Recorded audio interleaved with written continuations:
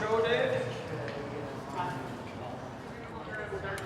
I just want to give you a brief update as to what's going to happen today.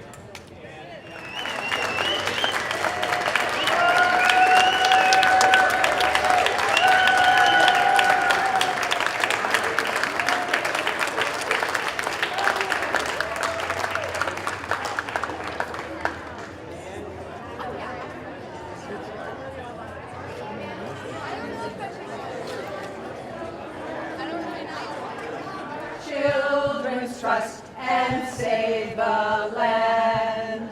All people must be brave. This is our chance to save our coastlines from the waves, the times at hand.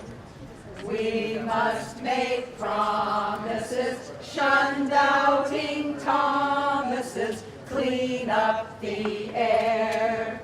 A dirty atmosphere kills all that we hold dear. We have a job that is quite clear: protect our air.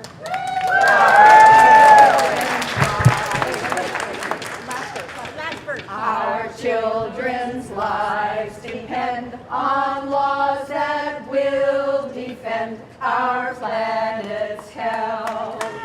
Let's challenge corporate greed, give up what we don't need. Together we will then succeed to save the earth.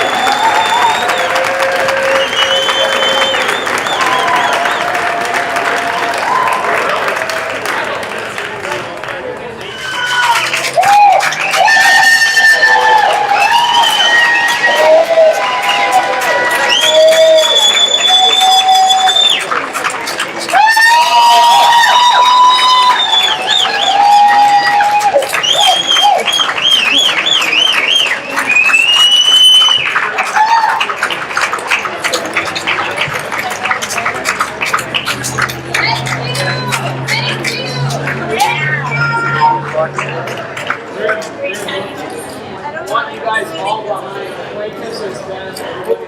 Hi, Julia. It's off. Okay, who's starting? I am.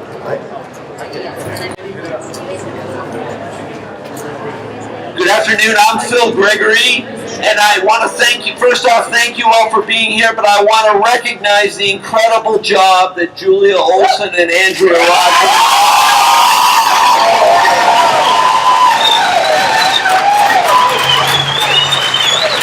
The other thing that you didn't see, but has been weeks in the working up, is the team putting together both the briefing and the oral argument. And that team is right here, so they also deserve it.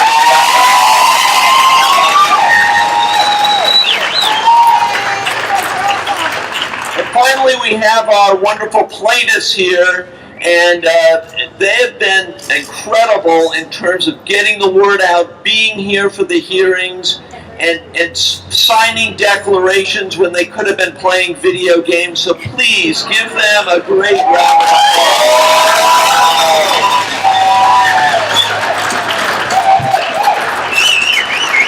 I want to make 3 points before we move this on. The first point is, and I don't know how many of you heard it in there, but the government conceded that these plaintiffs have been injured, and have been injured by the climate crisis.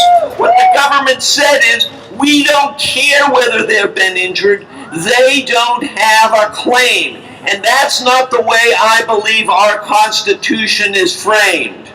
The way our Constitution is framed is if our government harms these citizens, particularly the youth of America, then it's time for the youth to stand up in court and for the court to issue a remedy stopping that violation.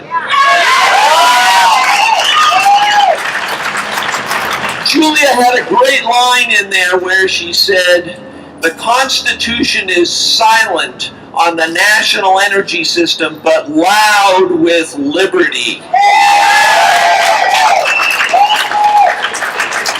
And Judge Aiken was very wise when she observed in there that this case is climate crisis driven. And that is so true. And to speak about how they have dealt with this case and dealt with this climate crisis, I'm going to start turning it over to some of our plaintiffs. All right. Who's next? Oh.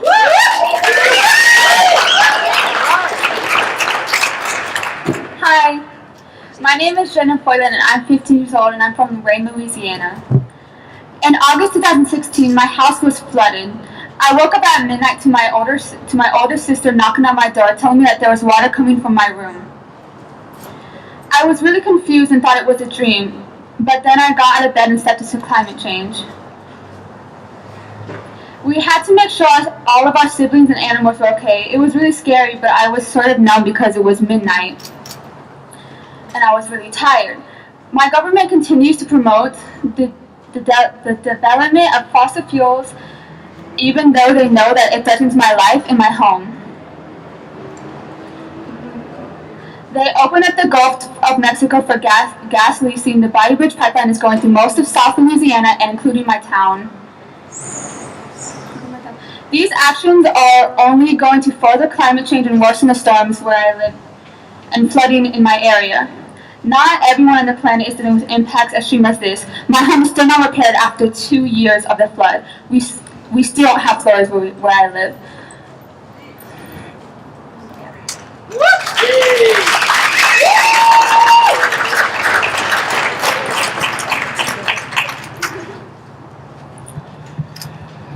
I'm going to start with a short poem.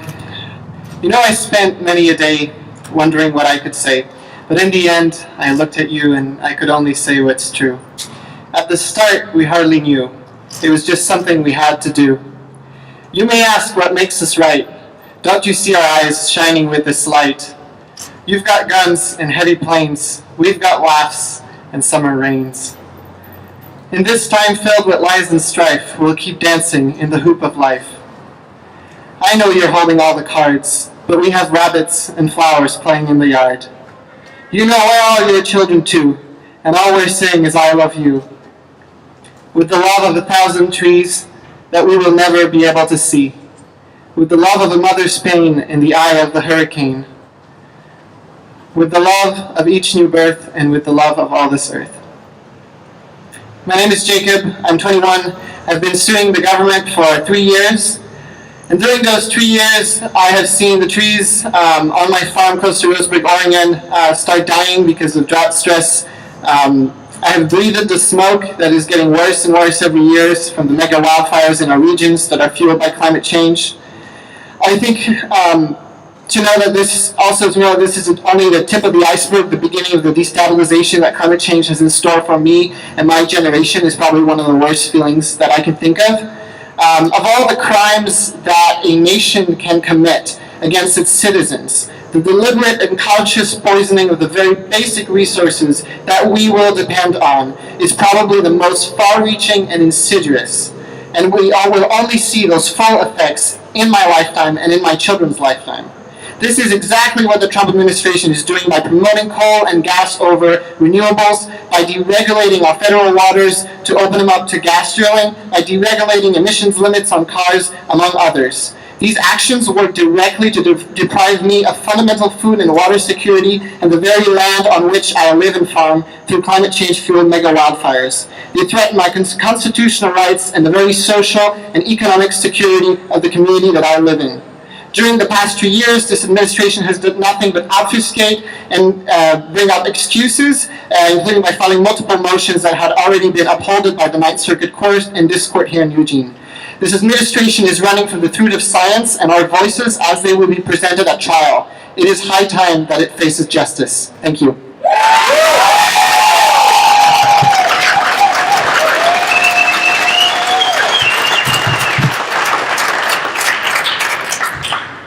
Good afternoon, everyone. I'm Aji Piper, 17 years old. I'm a plaintiff on the case. Today in court, the government argued that the plaintiffs in this case have no standing. Not because we haven't been harmed, because believe me, we have been harmed. Jaden's house being flooded and destroyed, that's a harm. The threat that climate change brings that looms over Jacob's farm, that's a harm. That threatens his way of life, that's a harm. For me personally, I have to go into a little more detail. Forests are my safe space. They're where I get out of the city, recharge, kind of a mental break from all the hustle and bustle of life that can kind of drive you crazy. That's how I kind of regulate myself. And when there's not enough forest to spend time in because it's all been burned up by wildfires, that's a harm. No, they're saying that we have no standing because we can't attribute these harms that we face to specific emissions emitted by the government, to individual carbon dioxide molecules emitted by the government. But the truth is, these harms are faced not because of just a few molecules, but every single ton of carbon dioxide the government has sanctioned, has emitted itself, or has presided over, that has been harming us. Thank you.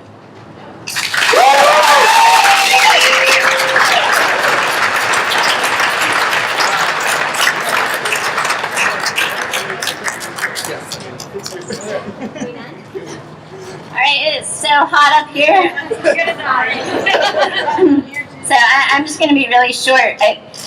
This case, it is about constitutional rights and it's about dignity. If you weren't in the courtroom, I talked about Jamie, who's Navajo, she's Dine, and this summer when I was talking to her and helping her write her declaration, she talked about not being able to go outside, like literally being stuck inside her home all summer because of the extreme heat that they didn't always experience on the reservation.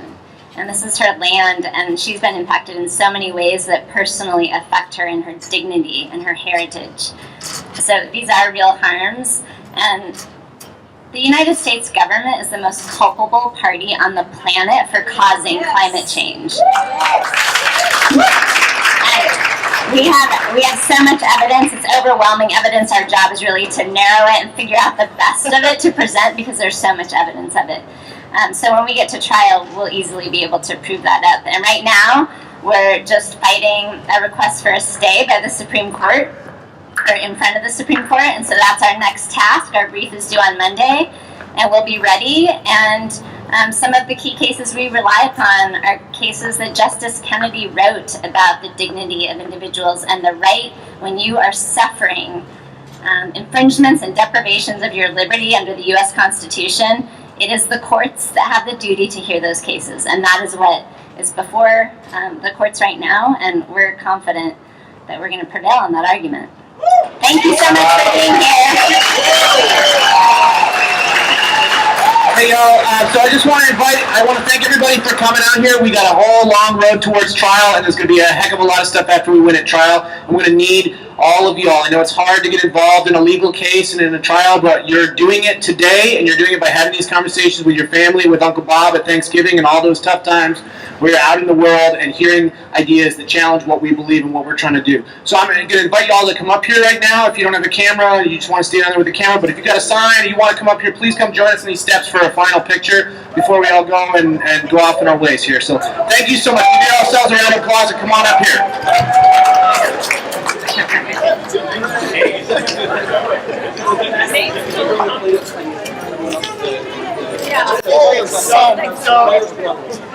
Cleanest staff is going to come up here and tell this. Climate change. I'm crying at a wedding.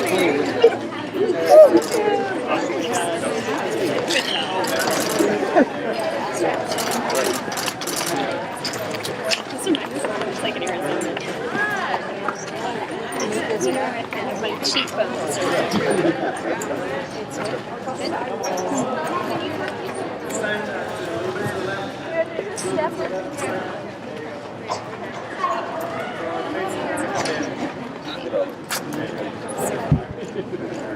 Oh, that breeze, feel that breeze. Yeah.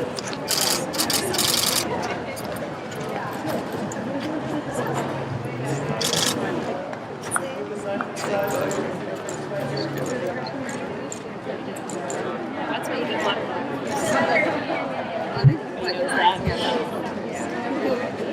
Are we still taking the photos? Are we smiling?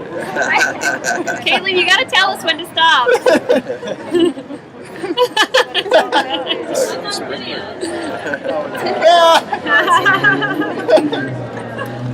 Okay. Okay. All right.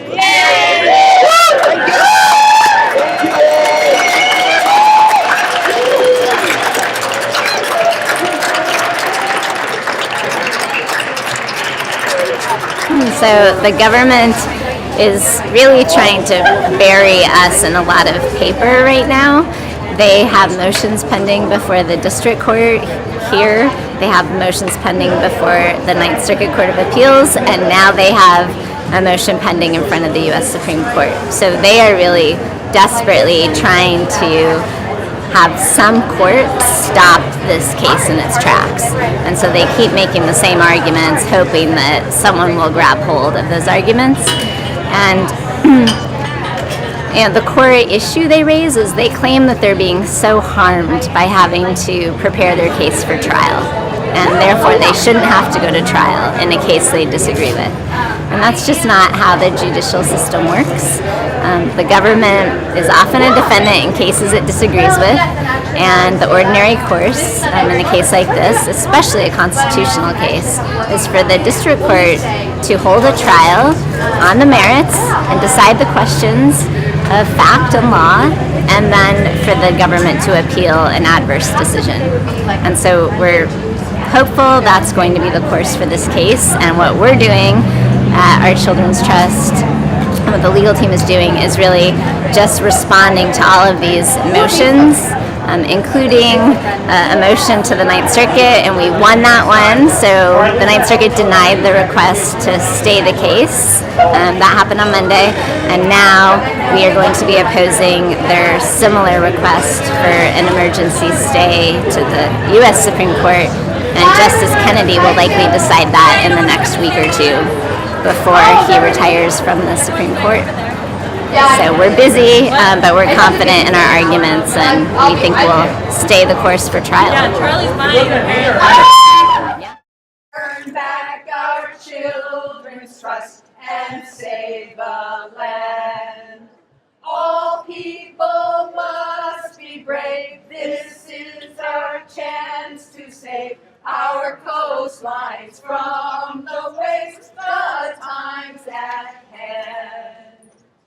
We must make promises, shun doubting Thomases, clean up the air. A dirty atmosphere fills all that we hold dear. We have a job that is quite clear: protect our air.